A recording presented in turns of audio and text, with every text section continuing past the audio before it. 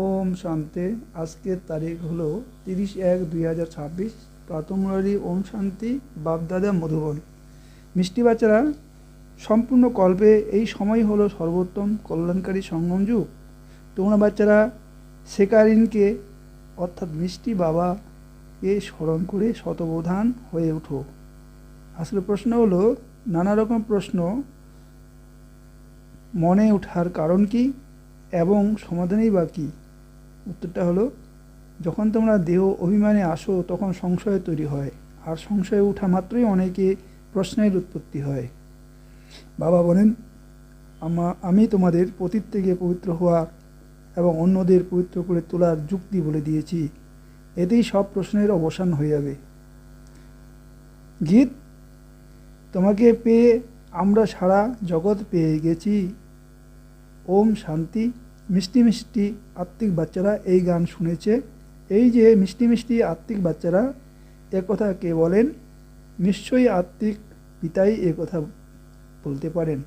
মিষ্টি মিষ্টি আত্মিক বাচ্চারা এখন সামনে বসে আছে, আর বাবা অত্যন্ত স্নেহের সাথে বোঝাচ্ছেন, তোমরা জানো যে আত্মিক পিতা ছাড়া সবাইকে সুখ শান্তি দেওয়া বা সবাইকে দুঃখ থেকে মুক্ত করা জগতে আর কোনো মানুষ করতে পারে না।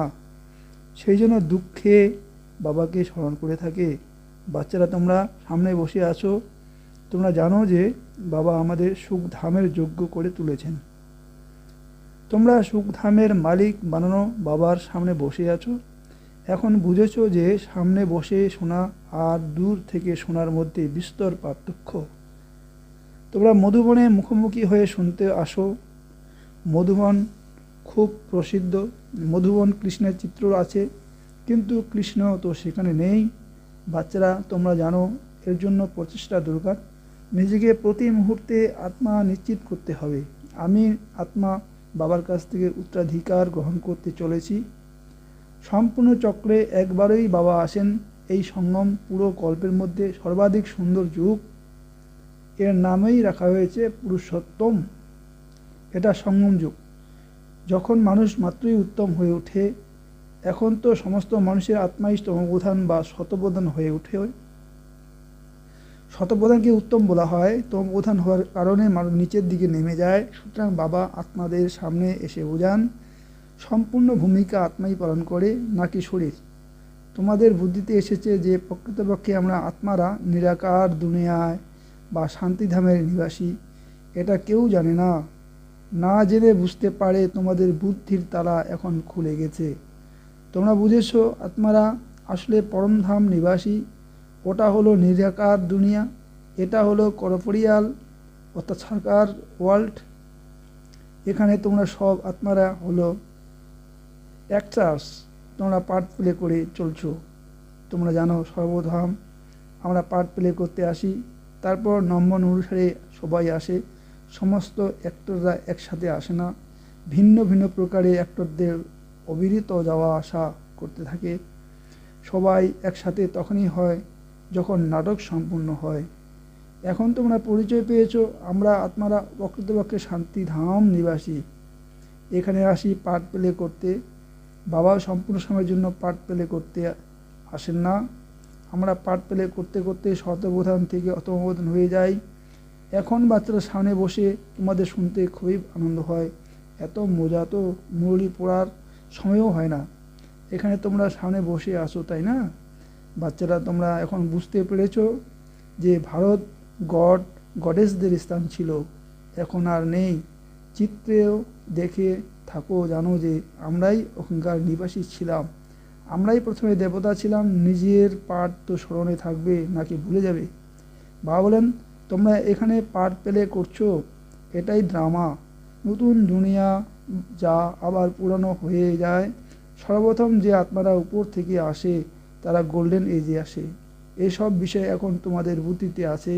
তোমরা বিশ্বের মালিক, মহারাজা মহারানী ছিলে। তোমাদের রাজধানী ছিল, এখন তো রাজধানী নেই।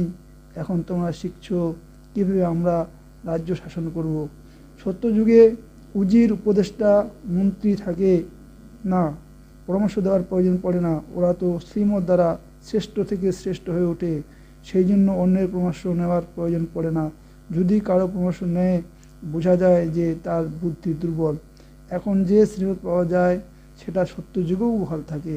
তোমরা বুঝেছ, সর্বপ্রথম দেবী দেবতাদের অর্ধকল্প ধরে রাজ্য ছিল। এখন তোমাদের আত্মা রিফ্রেশ হচ্ছে। এই নলেজ পরমাত্মা ছাড়া আর কেউ দিতে পারবে না। এখন বাচ্চারা, তোমাদের দেহি অভিমানী হতে হবে। সাইলেন্স ওয়াল থেকে তোমরা শব্দের মধ্যে প্রবেশ করছো। শব্দ ছাড়া কর্ম হতে পারে না।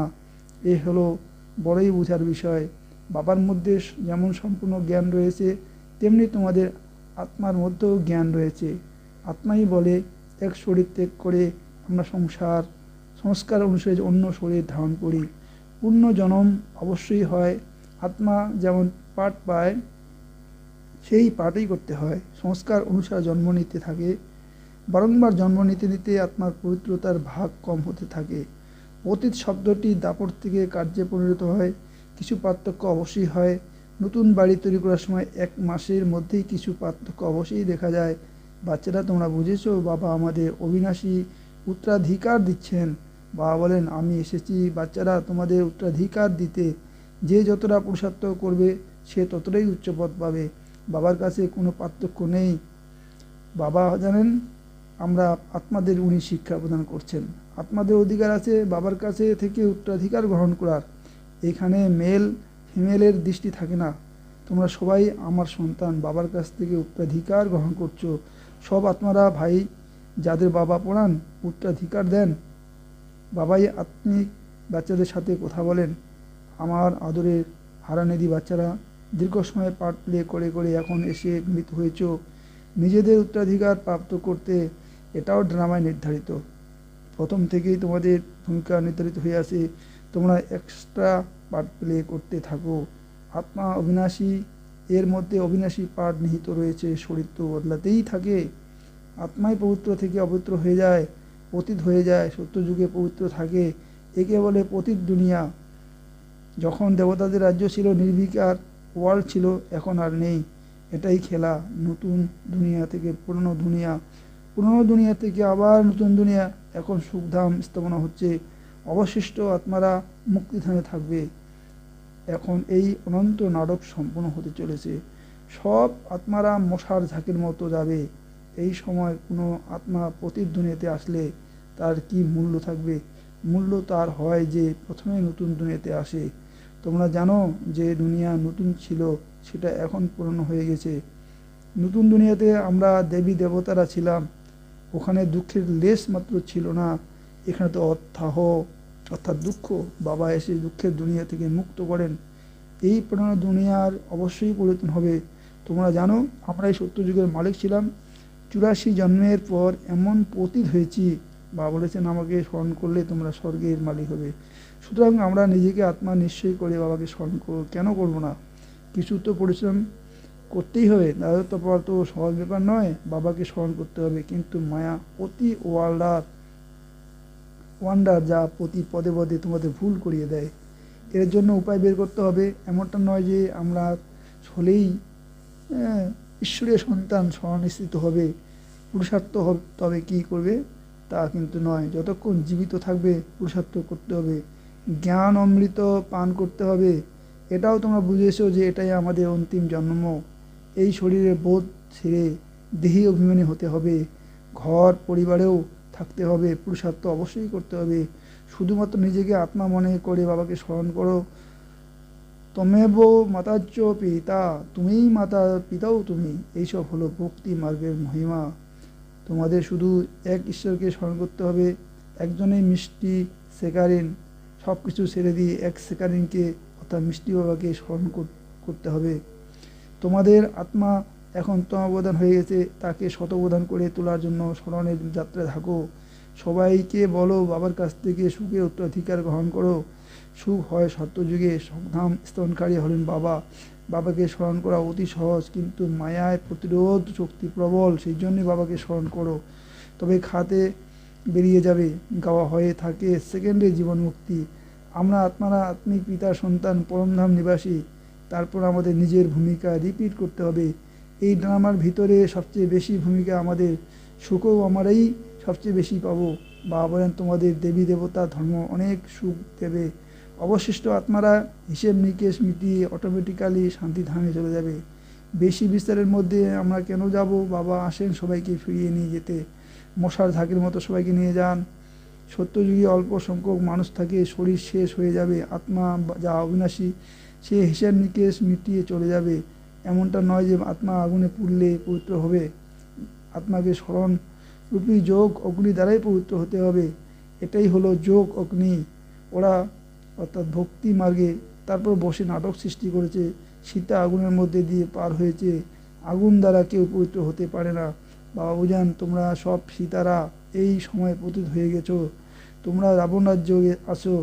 এখন এক বাবাকে স্মরণ করে তোমাদের পবিত্র হতে হবে। রাম একজনেই। অগ্নি শব্দটি শুনে মনে করে আগুনের মধ্য দিয়ে পার হয়েছে।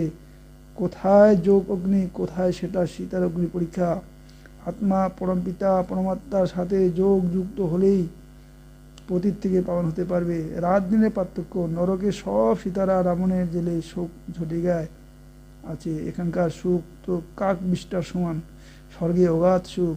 আত্মারা তোমাদের সাথে এখন শিব বাবার বাগদান অর্থাৎ বিবাহের সম্বন্ধ হয়েছে, সুতরাং আত্মা তো ফিমেল হলো না।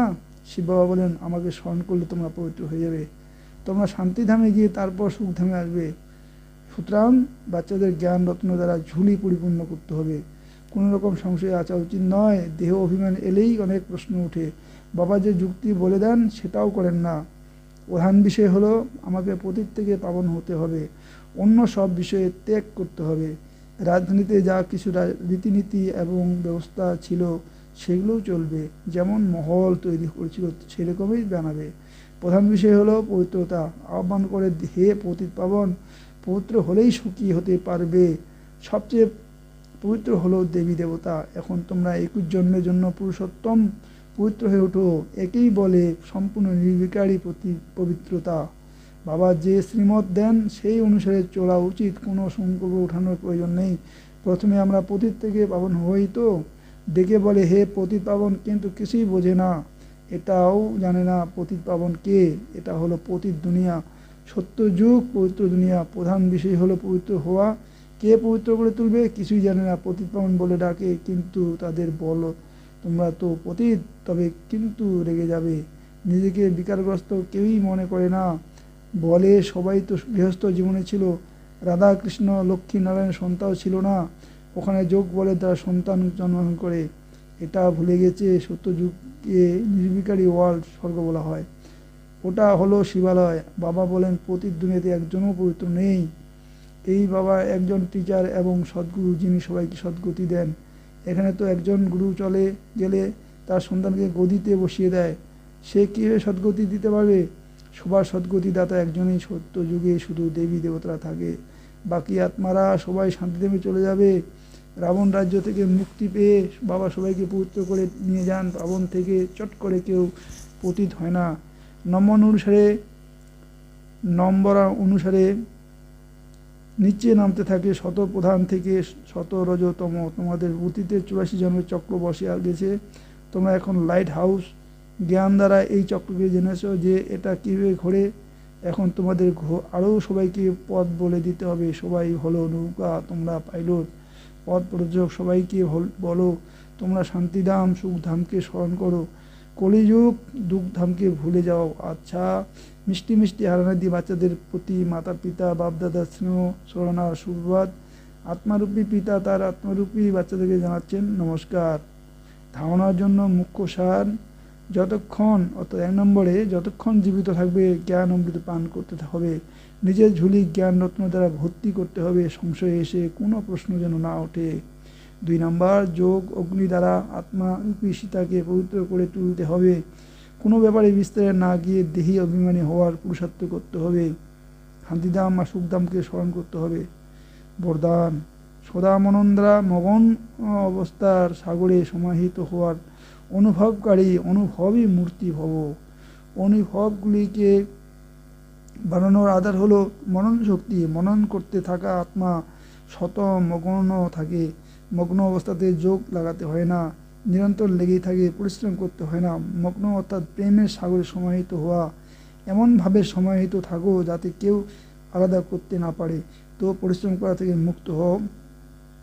সাগরের বাচ্চা হয়েছ তো অনুভবের পুকুরে স্নান করো না। সাগরের সমাহিত হয়ে যাও, তখন বলা হবে অনুভবী মূর্তি। স্লোগান: জ্ঞানস্বরূপ আত্মা হলো সে, যার প্রত্যেক সংকল্প প্রত্যেক সেকেন্ডে সমর্থক হবে। অব্যক্ত ইশারা: এই অব্যক্তি মাসে বন্ধনমুক্ত থেকে জীবনমুক্ত স্থিতি অনুভব করো। যদি কোনো স্বভাব সংস্কার ব্যক্তি অথবা বৈভবের বন্ধন নিজের প্রতি আকর্ষিত করে, তাহলে বাবার স্মরণে আকর্ষণ সর্বদা থাকতে পারবে না। কর্মাতীত হওয়া মানে সব কর্ম বন্ধন থেকে মুক্ত, পৃথক হয়ে প্রকৃতির দ্বারা নিমিত্ত মাত্র কর্ম করা।